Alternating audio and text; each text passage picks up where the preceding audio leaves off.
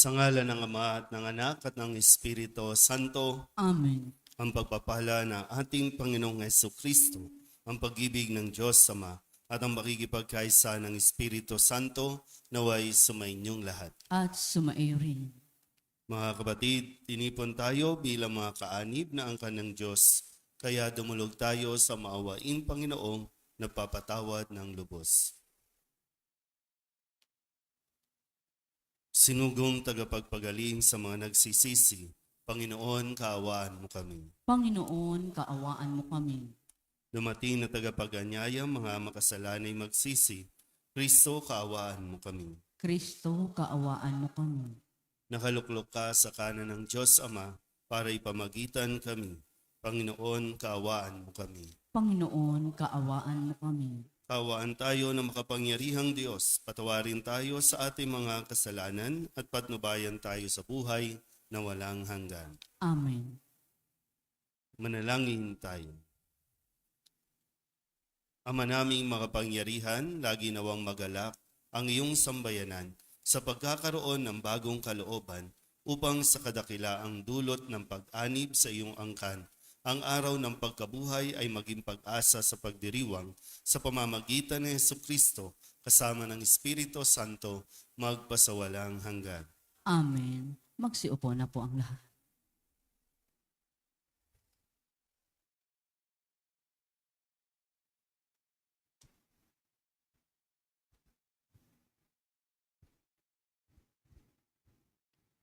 Pagbasa mula sa mga gawa ng mga apostol. Noong mga araw na iyon, dinaluhong sina Pablo at Silas ng mga tao. At matapos pahubaran ng mga pinuno, sila'y paulit-ulit na ipinahagupit, saka ipinabilanggo at pinabantayang mabuti. Ipinasok sila ng bantay sa kaloob-looban ng bilangguan at ipinangaw ang mga paa. Nang maghahating gabi na, sina Pablo at Silas ay nanalangin at umaawit ng mga himno. At nakikinig naman ang bang mga bilanggo. Di kaginsa-ginsay lumindol ng napakalakas. Ano pat nayanig pati ang mga pundasyon ng bilangguan. Pagdakay nabuksan ng mga pinto at nakalag ang mga tanikala ng mga bilanggo. Napabalikwas ang mga bantay bilangguan at nang makitang bukas ang mga pinto, hinugot ang kanyang tabak at tangkang magpapakamatay. Sa akalang nakatakas ang mga bilanggo. Ngunit sumigaw si Pablo, "Huwag mong saktan ang iyong sarili. Narito kaming lahat." Humingi ng ilaw ang bantay, patakbong pumasok at nanginginig na nagpatira pa sa harapan ni na Pablo at Silas. Inilabas niya ang mga ito at sinabi, "Mga Ginoo, ano po ang dapat kong gawin upang ako'y maligtas?" Sumagot sila, "Sumampalataya ka sa Panginoong Hesus at maliligtas ka, ikaw at iyong mga sambahayan." At ang salita ng Panginoon ay ipinahayag nila sa kanya at lahat ng nasa kanyang bahay. Nang gabi ring iyon, hinugasan ng bantay ang kanilang mga sugat at nagpabinyag siya pati ang buo niyang sambahayan. Pagkatapos, sila'y isinama niya sa kanyang tahanan at hinainan ng pagkain. Galak na galak siya at kanyang buong sambahayan sapagkat sila'y natutong sumampalataya sa Diyos. Ang salita ng Diyos. Salamat sa Diyos. Salmong tugunan. Ligtas ako sa iyong piling. Lakas ko'y sa iyo nanggaling. Ulitin po nating lahat. Ligtas ako sa iyong piling. Lakas ko'y sa iyo nanggaling. Ako, poon, buong pusong aawit ng pasalamat. Sa harap ng mga anghel, pupurihin kitang ganap. Sa harap ng iyong templo, ay yuyuko at kagalang. Pupurihin kita roon, pupurihin ang iyong ngalang. Tugon, Ligtas ako sa iyong piling. Lakas ko'y sa iyo nanggaling. dahilan sa pag-ibig mo at sa iyong katapatan. Ika'y tunay na dakila, pati iyong kautusan. Noong ako'y tumawag, tinanggap ko ang tugon mo. Sa lakas mong itinulong ay lumakas agad ako. Tugon, Ligtas ako sa iyong piling, lakas ko'y sa iyo nanggaling. nahahandang harapin mo, mapupusok kong kaaway. Ligtas ako sa piling mo, sa lakas na iyong taglay. Yaong mga pangako mo ay handa mong tupding lahat. Ang dahilan nito, poon pag-ibig mo'y di kukupas. At ang mga sinimulang gawain mo'y magaganap. Tugon, Ligtas ako sa iyong piling, lakas ko'y sa iyo nanggaling. Magsitayo na po ang lahat.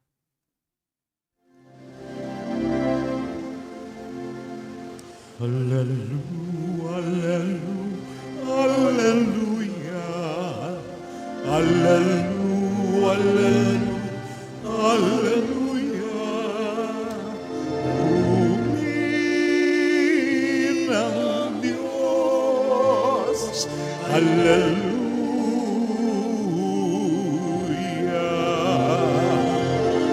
Purihin ang Diyos, hallelujah.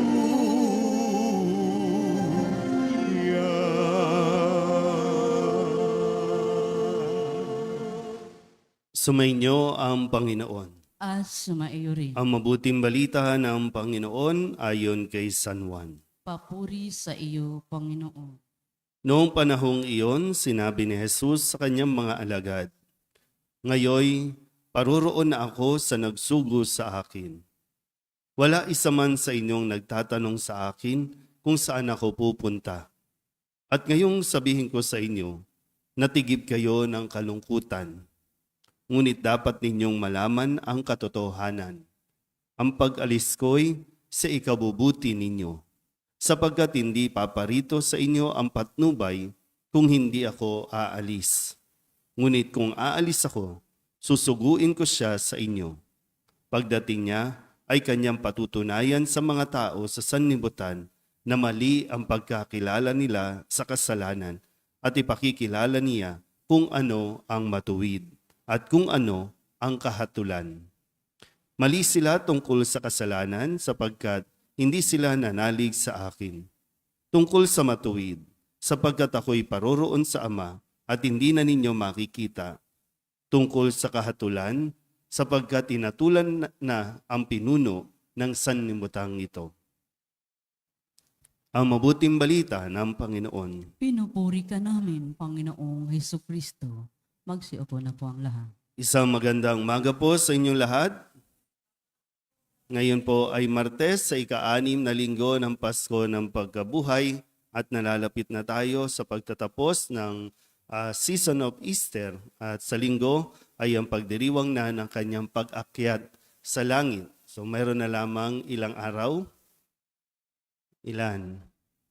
Bilang 4 days. 5 araw. 5 araw na lang, no? At kung sakasakali po, halimbawa lang, kung meron kayong 5 araw na natitira sa mundong ito, ano ang gagawin ninyo? Mga sasabihin, halimbawa lang po, no? Hindi ko naman pinagdarasal na sa linggo mamatay na tayong lahat, no? Kasi pag namatay naman tayo, sigurado ba tayong paakyat tayo sa langit o pababa? Pero may pagkakataon. Ngayon, kung sakasakali lang, mayroon ka na lang 5 araw na natitira sa mundong ito, paano mo ito i-spend? Paano mo ito isasabuhay? Ano ang gagawin mo sa nalalabi mong 5 araw? Isip mabuti, no? Kasi isa yan sa realidad, no? Maging si Jesus, ha? Maging si Jesus, natapos ang kanyang oras dito sa mundong ito. Kaya nga namamaalam na si Jesus, sabi, aalis na ako, pupunta na ako sa aking Ama. Kadalasan lang, siyempre, yung mga alagad nalulungkot, no? Kasi ayaw nila. At ito yung isa sa ayaw nating nangyayari sa buhay natin, yung paghihiwalay. Hindi ko alam kung ano yung dahilan ng iba kung bakit ayaw nilang payagang mawala ang isang tao. May mga dahilan na ayaw nilang umalis ang isang tao kasi yun yung sinasandalan nila. Pag nawala siya, paano na tayo? Laging ganun ang dialogue natin. Paano na tayo? Pag umalis siya, meron naman, syempre, no, ayaw dahil nga, syempre, pag mahal mo, gusto mo makasama lagi. Araw-araw, nandiyan siya. Pero alin nga ba yung mas nangingibabaw? Bakit ayaw natin mawala ang isang tao? O umalis man lang. Kasi nakakalungkot kung yung dahilan natin, kasi siya yung inaasahan natin, at para bang minsan, nagiging selfish tayo. Ayaw natin siyang paalisin kasi sa pang-personal natin na kagustuhan, kasi gusto mo lagi may nag-aasikaso sa'yo, may nag-aalaga sa'yo, may nag-provide sa'yo. Kaya yung misteryo po na ayaw man natin, pero kailangan natin maghiwalay. Ayaw man natin, pero kinukuha ng Diyos ang isang tao na ayaw nating mawala. Nasasabi pa nga natin, bakit ganun? Kung sino pa yung mabait, siya pa yung nawala. Mabait ba kasi inaasahan mo? Mabait ba kasi may naibibigay sa'yo? O kailangan mawala para matuto rin naman tayo. Kasi nasasanay na tayo na iasa na lang sa kanila ang ating pang-araw-araw na buhay. Isang pagtuturo din yun eh. No? Bakit may nawawala? Bakit may umaalis? Para mas makita din natin talaga yung katotohanan na sa Diyos lang naman talaga tayo dapat nagtitiwala at umaasa. At sa konting panahon na ibinigay ng Diyos sa atin ang taong ito na pinahalagahan natin, para tayo mas matuto, umako ng responsibilidad. No? Halimbawa lang po, no?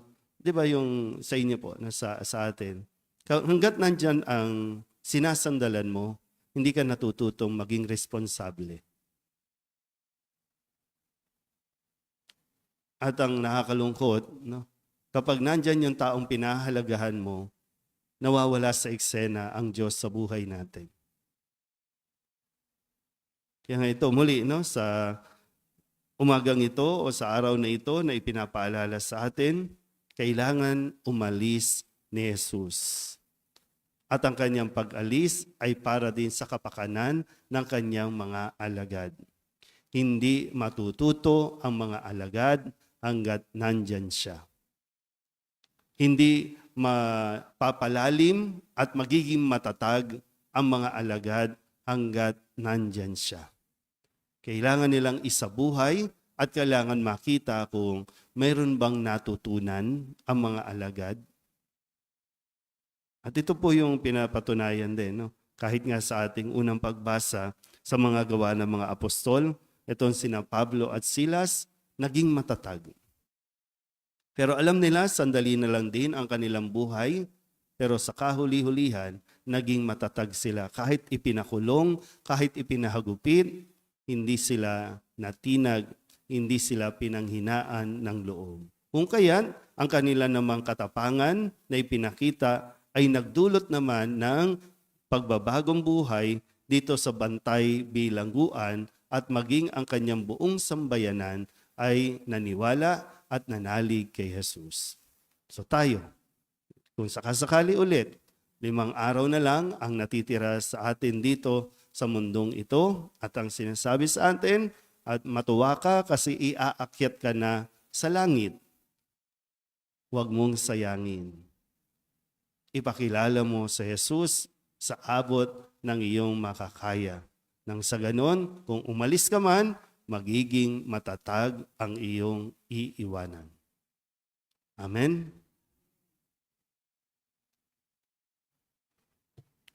Atin ngayong dadasalin ang sabay-sabay ang Oratio Magsabayan po ang Imperata.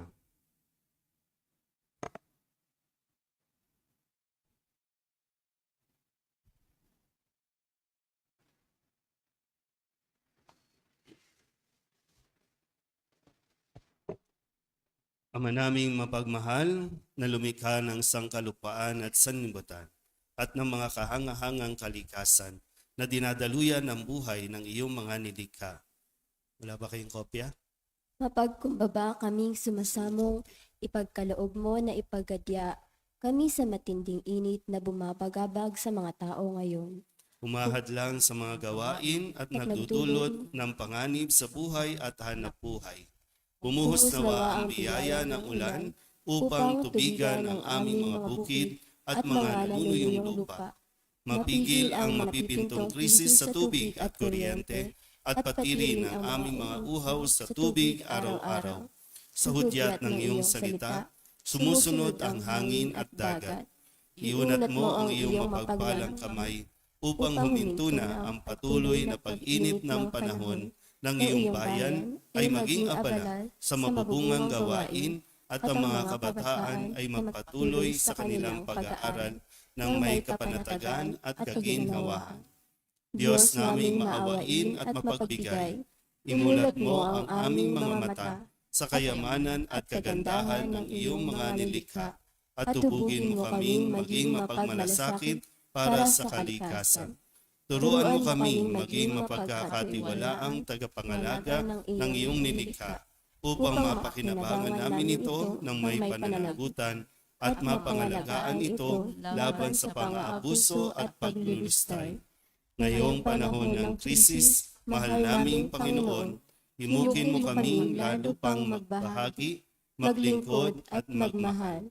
Mapagmahal na Diyos, Ama ng aming Panginoong Hesukristo, ipinagkatiwala mo ang bayang Pilipino sa makainang pagkalinga ng mahal na Birhen Maria.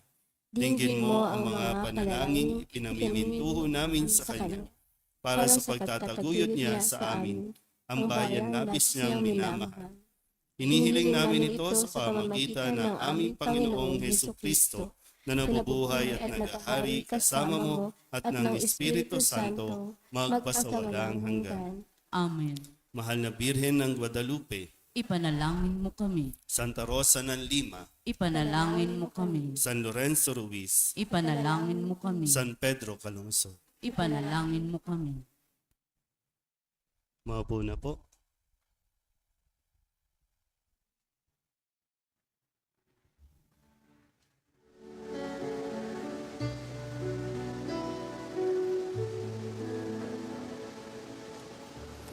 Panginoon, aming alay, itong alak at tinapay sa altar mo.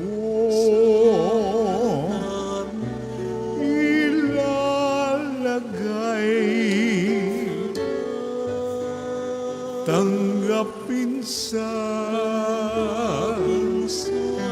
iyong kamay.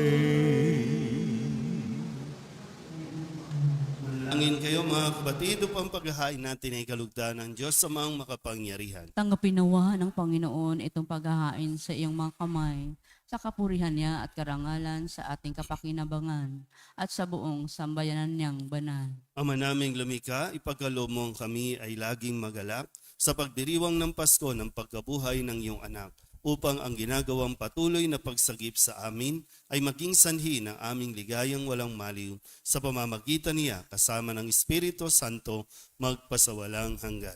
Amen. Sumainyo ang Panginoon. At sumaiyo rin. Itaas sa Diyos ang inyong puso at diwa. Itinaas na namin sa Panginoon. Pasalamatan natin ang Panginoong ating Diyos. Marapat na siya ay pasalamatan. Ama naming makapangyarihan, tunay nga marapat na ikaw ay aming pasalamatan. Ngayong ipinagdiriwang ang paghahain ng Mesiyas, ang maamong tupa na tumubos sa aming lahat. Ang katawan ng anak mong sa krus na bayubay ay handog ng pag-ibig na walang kapantay. Ito ang paghahaing ganap mong kinalugdan. Ito ang nilunggati ng dating pag-aalay. Ang buong sarili ng anak mong si Jesus ay inihain sa iyo upang kami matubos. Siya ang dambana at paring naghahandog. Siya pa rin ang tupang handog na ibinukod. Kaya kaysa ng mga anghel na nagsisiawit ng papuri sa iyo na walang humpay sa kalangitan, kami nagbubunyi sa iyong kadakilaan. Santo, Santo, Santo, Panginoong Diyos na makapangyarihan, napupuno ang langit at lupa ng kaluwalhatian mo. Hosana sa kaitaasan, pinagpala ang naparirito sa ngalan ng Panginoon. Hosana sa kaitaasan. Aming banal, ikaw ang bukal ng tanang kabanalan. Kaya't sa pamamagitan ng iyong Espiritu, gawin mong banal ang kaloob na ito upang para sa aming maging katawan at dugo ng aming Panginoong Hesu Kristo. Bago niya pinagtiis ang kusang loob na maging handog, hinawakan niya ang tinapay, pinasalamatan kaniya, pinaghati-hati niya iyon, iniabot sa kanyang mga alagad at sinabi, "Tanggapin ninyong lahat ito at kanin, ito ang aking katawan na ihahandog para sa inyo."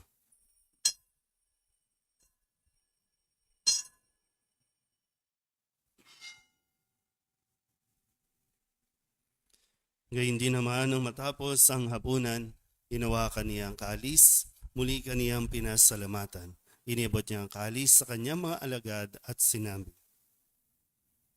"Tanggapin ninyong lahat ito at inumin. Ito ang kalis ng aking dugo, ng bago at walang hanggang tipan.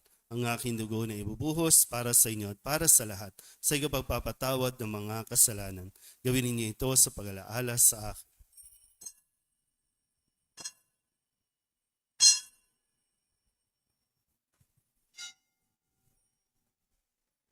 Ipagbunyi natin ang misteryo ng pananampalataya.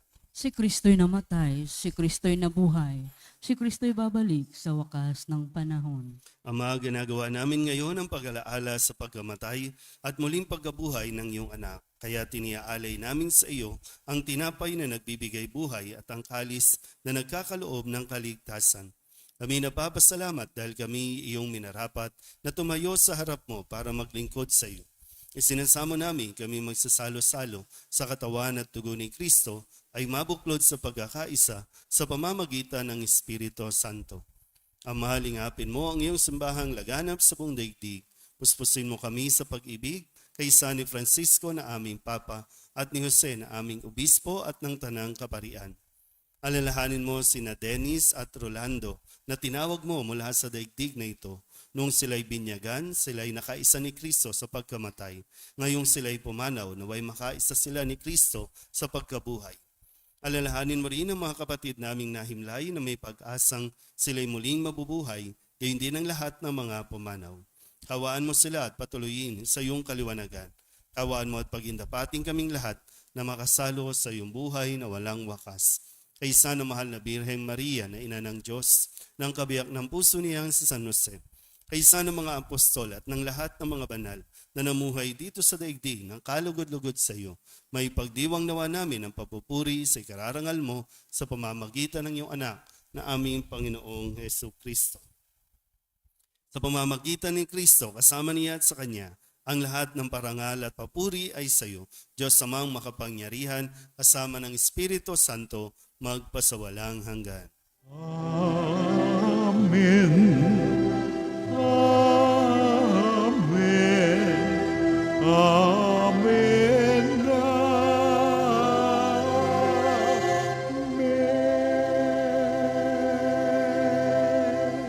Sa tagubili ng mga nakagagaling na utos at turo ni Jesus sa Panginoon natin at Diyos, ipahayag natin ang lakas loob. Ama namin, sumasalangit ka, sambahin ang ngalan mo,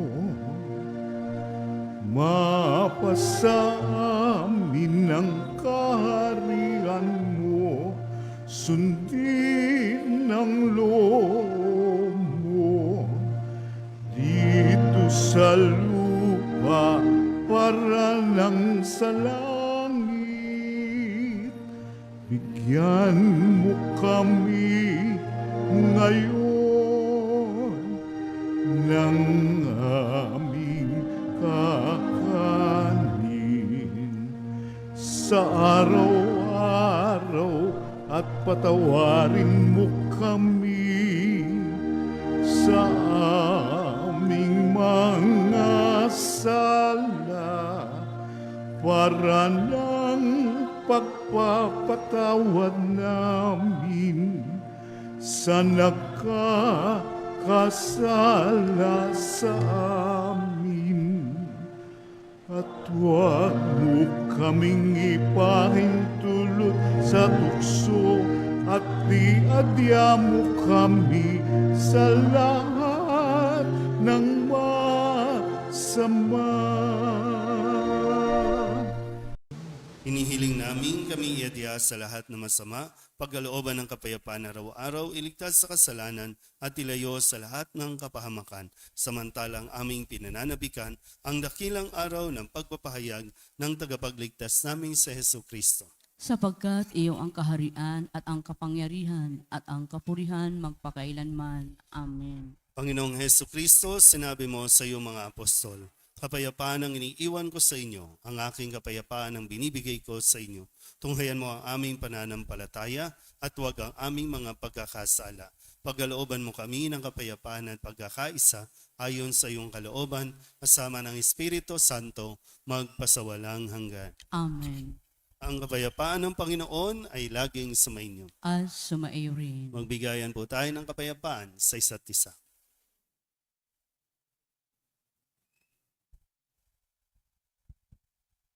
Kordero ng Diyos na nag-aalis ng mga kasalanan ng sanlibutan, maawa ka sa amin. Kordero ng Diyos na nag-aalis ng mga kasalanan ng sanlibutan, maawa ka sa amin. Kordero ng Diyos na nag-aalis ng mga kasalanan ng sanlibutan, ipagkaloob mo sa amin ang kapayapaan. Magsiluhod po ang lahat. Ito ang kordero ng Diyos. Ito ang nag-aalis ng kasalanan ng sanlibutan. Mapalad ang mga inaanyayahan sa kanyang piging. Panginoon, hindi ako karapat-dapat na magpatuloy sa iyo, ngunit sa isang salita mo lamang ay gagaling na ako. Katawan ni Kristo, Amen.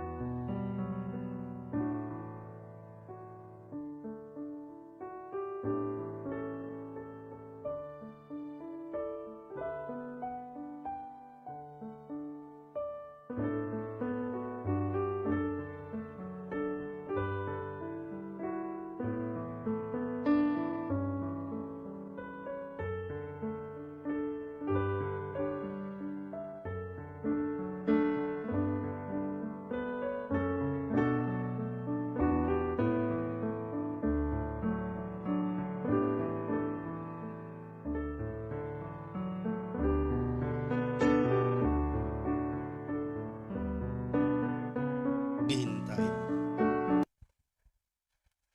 Ama naming mapagmahal, ang aming mga pagluhog ay iyong pakinggan para sa pagkakamit ng iyong tulong sa amin araw-araw at para sa pagkakaloob ng ligayang walang katapusan na pawang idinudulot ng banal na pakikinabang sa pagdiriwang ng pagpapalitan ng iyong bigay at aming alay sa pamamagitan ni Jesucristo kasama ng Espiritu Santo magpasawalang hanggan. Amen. Sumainyo ang Panginoon At sumaiyo rin. at pagpalain kayo ng makapangyarihang Diyos, Ama at Anak at Espiritu Santo. Amen. Tapos ang banal na misa, humayo tayo sa kapayapaan ni Kristo. Salamat sa Diyos. Magandang umaga po. Magandang umaga rin po, Father.